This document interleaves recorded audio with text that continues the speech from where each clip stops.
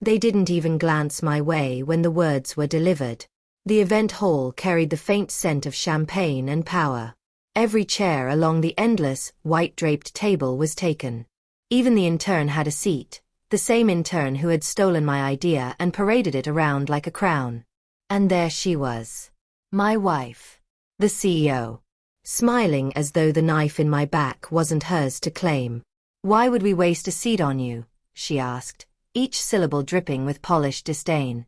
Her vice president gave a polite, knowing laugh. I didn't bother replying. Instead, I lifted the folder I had been holding for weeks, the one that was never meant to see daylight, and said evenly, "Check your email." Then I walked out, closing the door behind me. I had met her 12 years ago in a cramped co-working space.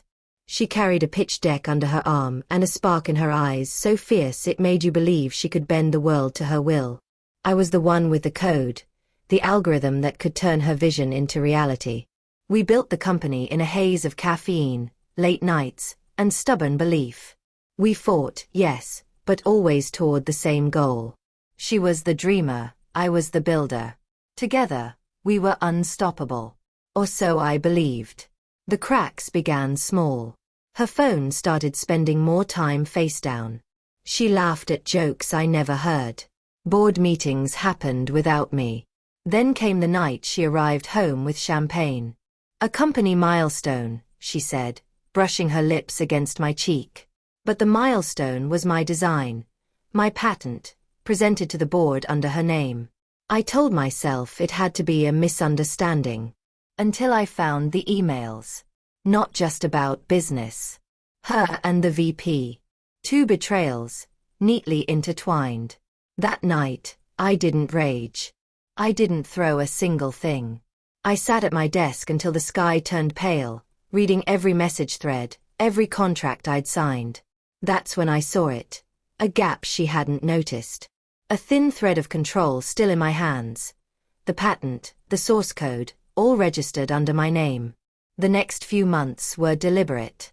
I shifted assets quietly. Relicensed technology under my own terms. Set up offshore accounts. Drafted a private email to our most influential investors, attaching proof of her affair and the financial deception. I didn't send it yet. Timing was everything. I contacted a journalist I'd met at a tech conference. She owed me a favor. I sent her the story, encrypted, embargoed, ready to go live. The awards ceremony was perfect.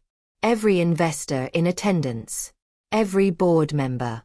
Cameras flashing. Journalists, sponsors. The air thick with vanity and money. I lingered at the back, watching her bask in the attention, posing for photos as though nothing in the world could touch her. Then her phone buzzed. First came the confusion. Then her smile faltered.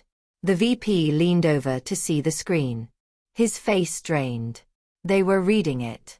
The forwarded email chain. The affair. The financial fraud. The patent registry. All sent to the board, CC'd to the journalist. Timed perfectly so the article went live that moment. Her phone rang. Then his. Investors began whispering, the sound spreading through the room like wildfire. She rose from her seat, scanning the crowd for me.